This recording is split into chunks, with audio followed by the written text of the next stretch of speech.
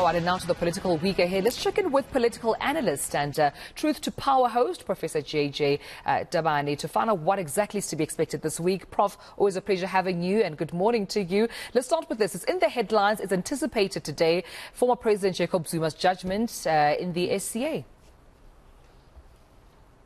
Yeah, morning to Melo, and wishing you a good week ahead. It's going to be an interesting week.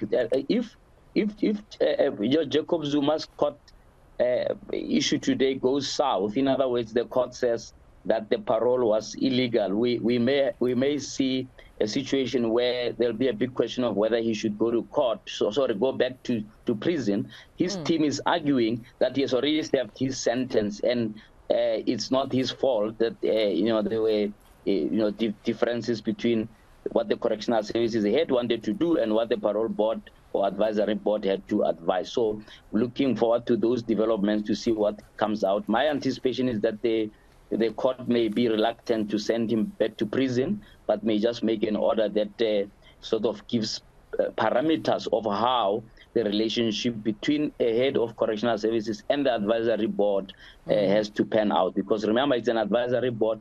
It's not really meant to tell the correctional head what to do, but to advise them, but they can still make their own decisions. So that's what the Jacob Zuma Foundation is hoping, that it will just be an academic exercise today, but that's left to be seen. So that's one of the things that we'll be watching. Yeah. And then tomorrow is the closing date for the nominations of the ANC conference. Right. In other words, it's a cutoff where they need to be able to do a final tally that says, these are the people who have been nominated for at least the top 6 positions.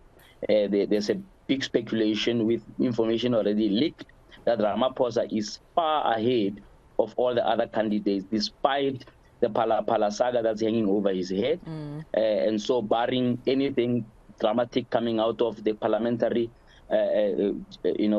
panel that will be discussed by Parliament now on the 6th of December, it still looks like Ramaphosa is set for the second term across all 8 provinces, except KwaZulu-Natal, which has thrown its weight behind Zweli Mkhize. So that's going to be very, very interesting, because once it's quite clear that Ramaphosa is ahead in that way, it will see a political realignment of his competitors. As already speculated, that the likes of Zweli Mkhize, Lindiwe Sisulu, as well as Nkosazana Dlamini Zuma could have to go back to a drawing board to see how they could bring down, in a sense, the vote tally or the nominations tally of Ramaphosa, which may go either way. If Pala saga weighs heavily on the 6th, we may now need to see a new horse race, so to speak. Now, on the other hand, I mean, still speaking about the president, but in his capacity as state president, he has a state visit to the UK to see King Charles. He is the first head of state to be invited to a state visit by the new king. And so that's quite a significance, if you like, on an international stage, is a sort of endorsement of the role that South Africa is playing in the world, the role that is playing within the Commonwealth, and also an endorsement of President Ramaphosa as a global figure that has put South Africa back on the map. You've seen him trotting over the last couple of weeks, going to that COP27, being one of the best heads of state to be given the platform there, as well as doing huge pit stops in countries like Kenya that has just had its own elections. So in a sense, while he's facing the domestic backlash here over Pala around the world, he's still seen as one of the shining lights on the continent. So I think this visit is part of him boosting his own campaign ahead of December to show that he, amongst, in a sense, is streets ahead of his competitors who may not have a similar international profile. I think before I let you go, then let's just quickly then talk about the DA and coalitions. What are you seeing there?